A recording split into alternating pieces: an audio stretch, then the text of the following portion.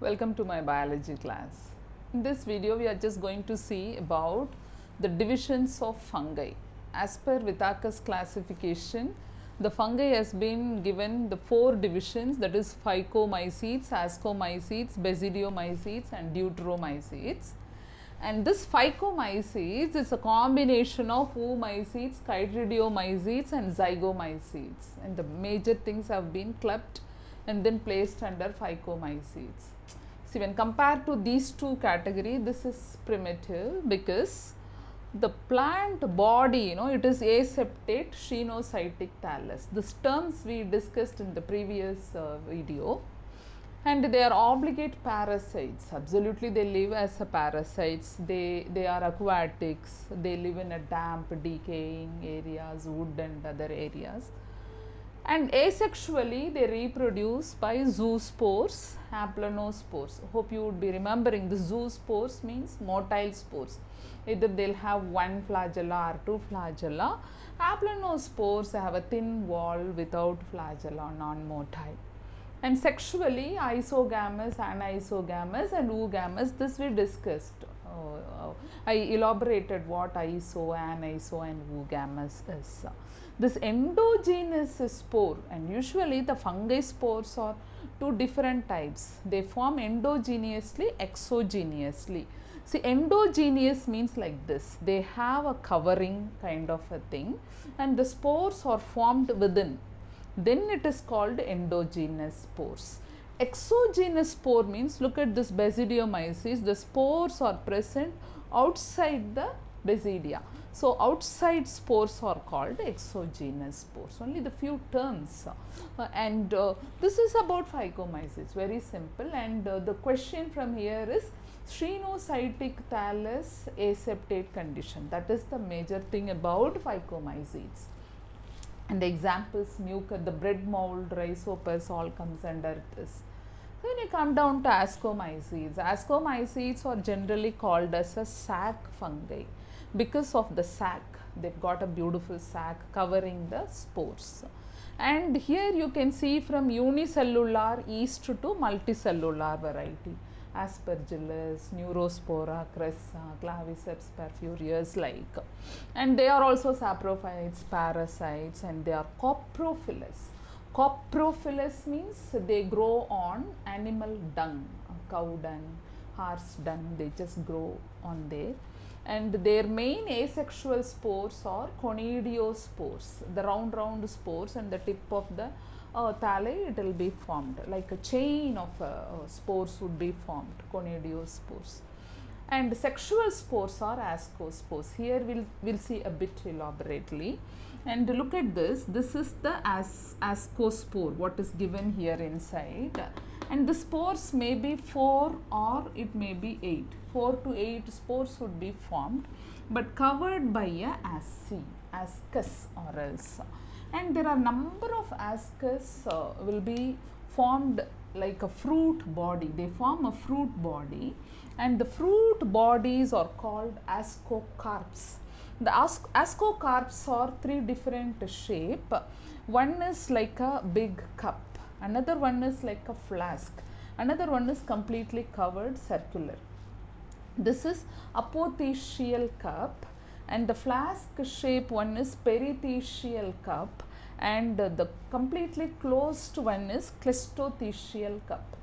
This apothecium, perithecium, clistothecium will have the number of ascus. See, look at this, I just drawn in black color, this is ascus. In between that there will be a sterile hypha will be present, and that is paraphysis.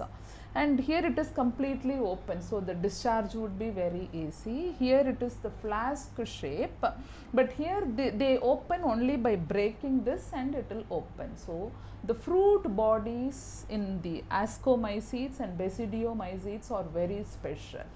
And examples are the most important fungi like Neurospora is a genetic tool. The most of the experiments they carried out with Neurospora. Aspergillus is very much helpful for aspergillic acid, and this claviceps is very much useful to, they extract ergot, yeah, a kind of an alkaloid it is used as a medicine. And on the whole, the fungi is very useful for industrial purpose, many acids and then antibiotics. Though they are causing a lot of diseases in plant kingdom and animal kingdom, including humans, this athlete's foot, dandruff kind of a thing, but still their usage is more. And when you talk about the third division, basidiomycetes, they are generally called it as a club fungus, and they grow in soil, and you can see in the tree trunk the mushroom grows in the over the night, it will grow in the tree trunk or in the rocky zones, it will be growing, and they have a septum, septate thalli. And the very special about this is there is no asexual division at all. Here they go for asexual and sexual, and here they don't go with asexual. Either they reproduce by vegetative method, or they straight go with the sexual method.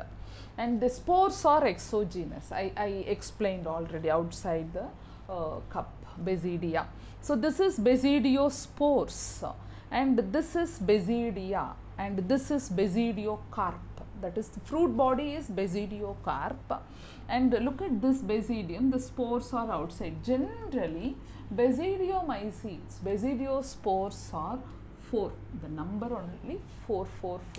But here they either 4 or 8, mostly 8. Rarely there will be a 4 spore. So you can count, it will be 8 is given. Here generally 4 will be formed. And the agaricus, very commonly we use nowadays as an edible. This is a basidiocarp. The upper, the elevated area is called pilus. In the bottom of that cup, you could see some frills like thing. The frills are called gills. Within the gills, you can see thousands of basidia.